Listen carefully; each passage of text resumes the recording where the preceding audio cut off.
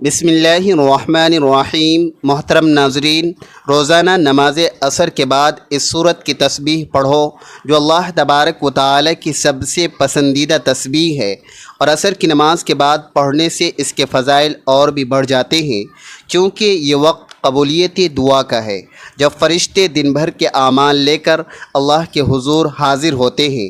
اگر آپ یہ تسبیح پڑھ کر آسمان سے بارش مانگو گے تو اللہ تبارک و تعالی رحمت کی بارش برسائے گا، دشمن پر فتح مانگو گے تو دشمن زیر ہو جائے گا، رزق مانگو گے تو اللہ تبارک و تعالی رزق کے ایسے خزانے کھول دے گا اور آپ کو وہاں سے رزق عطا کرے گا جہاں سے آپ کے وہم و گمان میں بھی نہیں ہوگا، اور شفا مانگو گے تو بیماروں کو شفا مل جاتی ہے، کیونکہ یہ صورت جس کا ترجمہ ہے کہہ دو کہ اللہ ایک ہے، اللہ بے نیاز ہے، نہ اس نے کسی کو جنا نہ وہ جنا گیا، اور نہ کوئی اس کا ہمسر ہے، قرآن کے 1/3 کے برابر ہے، اور توحید کا اعلان ہے، اللہ کی یکتائی کا اعلان ہے جو مومن کے دل میں اللہ کی محبت کو مضبوط کرنے والی ہے۔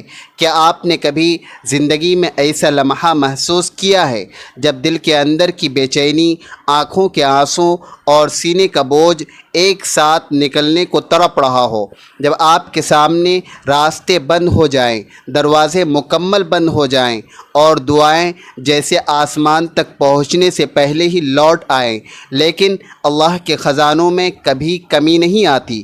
وہ رب جو کن کہتا ہے تو ناممکن کو ممکن بنا دیتا ہے۔ اس نے قرآن میں اور اپنے محبوب صلی اللہ علیہ وسلم کی زبان مبارک سے ہمیں ایسے ایسے اعمال سکھائے ہیں جو پہاڑوں جیسی مشکلات کو لمحوں میں ختم کر دیتے ہیں۔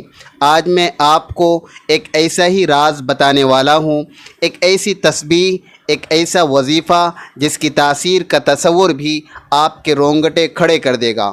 یہ وظیفہ کوئی عام ذکر نہیں، بلکہ یہ قرآن کی ایک چھوٹی سی سورت پر مشتمل ہے جس کا وزن الفاظ میں چھوٹا مگر معنی میں زمین و آسمان سے بھی بڑا ہے۔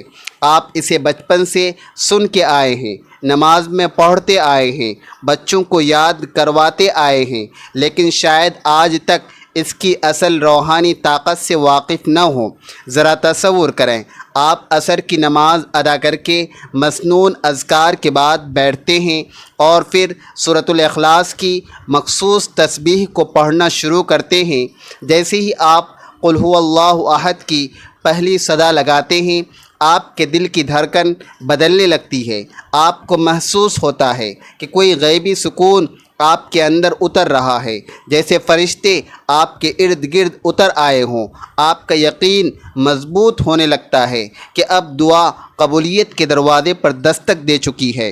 یہ صرف میرا یا آپ کا خیال نہیں، بلکہ اس عمل کے بارے میں قرآن و حدیث میں ایسی بشارتیں موجود ہیں کہ اگر آپ بارش مانگیں تو آسمان سے برسے گی، دشمن پر فتح مانگیں تو اللہ کی مدد نازل ہوگی، رزق کی دعا کریں تو زمین و آسمان کے خزانے کھل جائیں گے، اور اگر شفا مانگیں تو وہ رب شفا دینے والا آپ کی بیماری کو ایسے مٹا دے گا جیسے وہ کبھی تھی ہی نہیں۔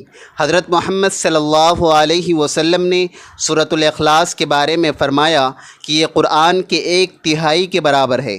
اس کا مطلب ہے کہ اس کی فضیلت اور ثواب اتنا عظیم ہے کہ گویا آپ نے قرآن کا 1/3 حصہ پڑھ لیا۔ پھر سوچئے، جب آپ اسے ایک مخصوص تعداد میں ایک خاص وقت پر اور پورے یقین و اخلاص کے ساتھ پڑھتے ہیں تو اس کے اثرات کیسے ہوں گے؟ میں نے بزرگوں اور علماء کرام سے ایسے واقعات سنے ہیں جن میں لوگوں کی زندگیاں بدل گئی۔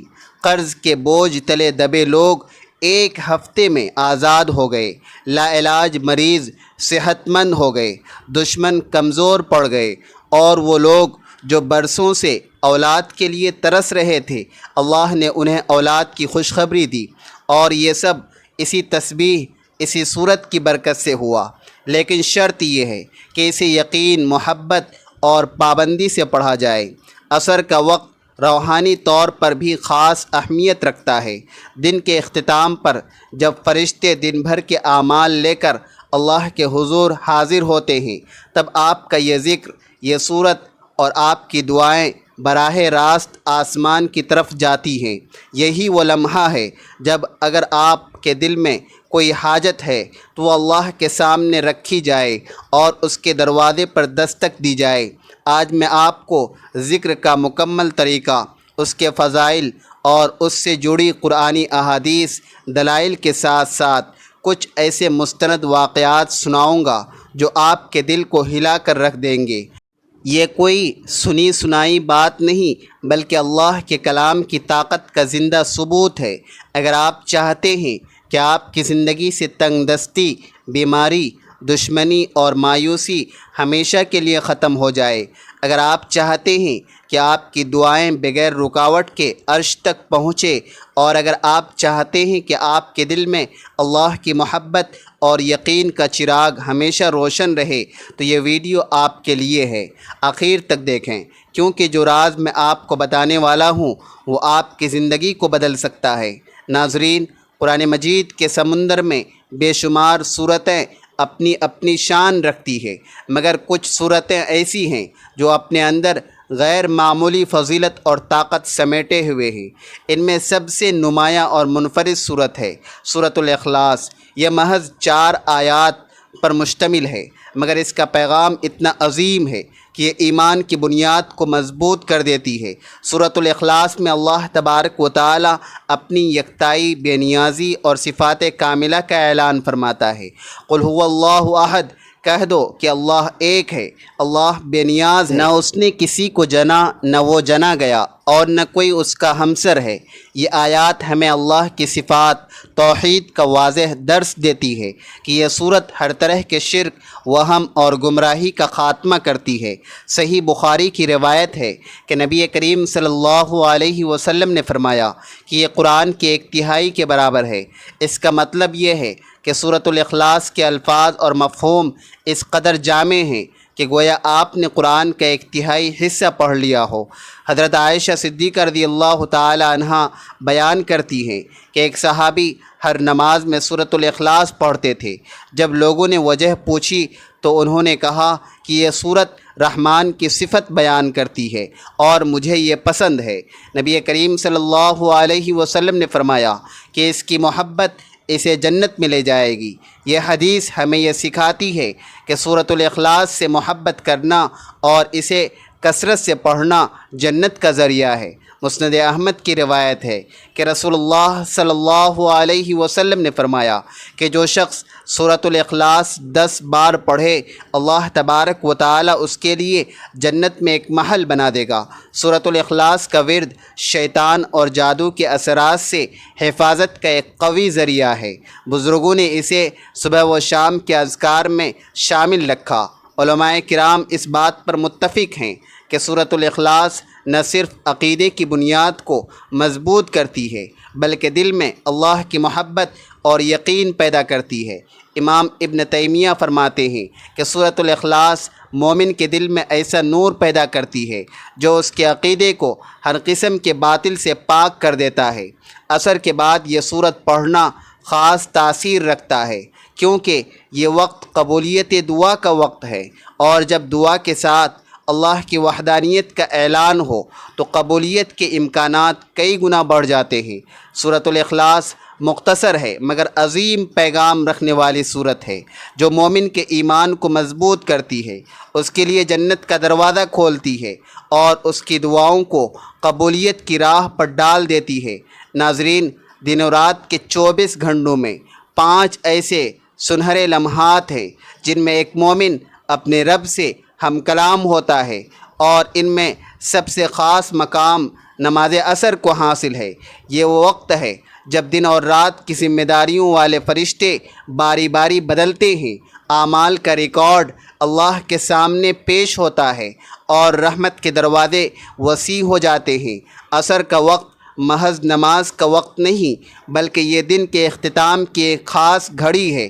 یہ وہ وقت ہے جب مومن کی دعائیں، اذکار اور تسبیحات قبولیت کی راہوں پر چل پڑتی ہیں۔ حدیث مبارکہ میں آیا ہے کہ فرشتے تمہارے پاس باری باری آتے ہیں، دن کے فرشتے اور رات کے فرشتے وہ فجر اور عصر کی نماز میں اکٹھے ہوتے ہیں۔ پھر جو تمہارے ساتھ رہے وہ اللہ کے پاس جاتے ہیں اور اللہ ان سے پوچھتا ہے کہ میرے بندوں کو کس حال میں چھوڑا؟ وہ کہتے ہیں کہ ہم نے انہیں نماز پڑھتے ہوئے چھوڑا اور نماز پڑھتے ہوئے پایا۔ یہ حدیث ہمیں بتاتی ہے کہ فجر اور عصر کے اوقات اللہ کی خاص توجہ میں ہوتی ہیں اور اس وقت کیے گئے اذکار اور تسبیحات کی فضیلت کئی گنا بڑھ جاتی ہے۔ قرآن پاک میں اللہ تبارک و تعالی نے عصر کے وقت کی قسم کھائی ہے۔ ترجمہ: قسم ہے زمانے کی، بے شک انسان خسارے میں ہے۔ اہل تفسیر کے نزدیک یہاں عصر سے مراد وقت کا وہ حصہ بھی ہے جو دن کے اختتام پر آتا ہے۔ اللہ تبارک و تعالی نے اس وقت کی قسم کھا کر اس کی عظمت کو ظاہر کیا۔ حضرت انس رضی اللہ تعالی عنہ سے روایت ہے کہ رسول اللہ صلی اللہ علیہ وسلم نے فرمایا کہ یہ وہ وقت ہے جس میں دعا رد نہیں ہوتی۔ بہت سے علماء نے وضاحت کی ہے کہ عصر کے بعد سے مغرب کے درمیان کی گھڑیاں دعا کی قبولیت کے لیے خاص ہیں، اس لیے اولیاء اللہ اس وقت خاص ذکر و اذکار میں مشغول رہتے تھے۔ عصر کے بعد ذکر و اذکار کرنے کا ایک خاص پہلو یہ بھی ہے کہ دن بھر کی مصروفیات کے بعد مومن کا دل ایک بار پھر اللہ کی طرف متوجہ ہوتا ہے۔ دن بھر کے گناہوں اور غفلت کے بعد عصر کے وقت کی عبادت دل کو نرم اور روح کو صاف کر دیتی ہے۔ جب دن کے فرشتے جاتے ہیں اور رات کے فرشتے آتے ہیں تو دونوں آپ کے ذکر کی گواہی دیتے ہیں۔ تصور کیجئے اگر اس وقت آپ سورۃ الاخلاص کی تسبیح میں مصروف ہوں تو دونوں فرشتوں کے ریکارڈ میں آپ کا ذکر سخت ہو جائے گا۔ یہ ایک ایسا اعزاز ہے جو ہر مومن کے لیے سعادت ہے۔ صحابہ کرام رضی اللہ تعالی عنہم عصر کے بعد مسجد میں بیٹھ کر ذکر کیا کرتے تھے۔ حضرت عبداللہ ابن مسعود رضی اللہ تعالی عنہ فرمایا کرتے تھے کہ جو بندہ عصر کے بعد ذکر الہی میں بیٹھا رہے اللہ اس کے لیے جنت میں ایک مقام تیار کرتا ہے۔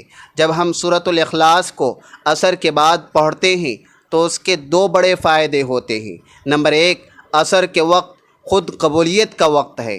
نمبر دو، سورۃ الاخلاص اللہ کی وحدانیت کا اعلان ہے جو دعا کو مزید مضبوط بنا دیتا ہے۔ یہی وجہ ہے کہ اس عمل کو اختیار کرنے والے اکثر لوگ اپنی حاجات کی جلد قبولیت دیکھتے ہیں۔ ایک بزرگ بیان کرتے ہیں کہ ایک بار قحط کے دن تھے، لوگ بارش کے لیے دعا کر رہے تھے لیکن بارش نہیں ہو رہی تھی۔ ایک شخص نے عصر کے بعد سورۃ الاخلاص کی مخصوص تسبیح پڑھ کر دعا کی اور اس کی دعا ختم ہوتے ہی آسمان پر بادل چھا گئے اور بارش برسنے لگی۔ لوگوں نے کہا یہ اس تسبیح کی برکت ہے۔ نبی کریم صلی اللہ علیہ وسلم نے فرمایا کہ جس نے دن میں 100 مرتبہ قل هو اللہ احد پڑھی اس کے لیے خیر کے 70 دروازے کھلتے ہیں۔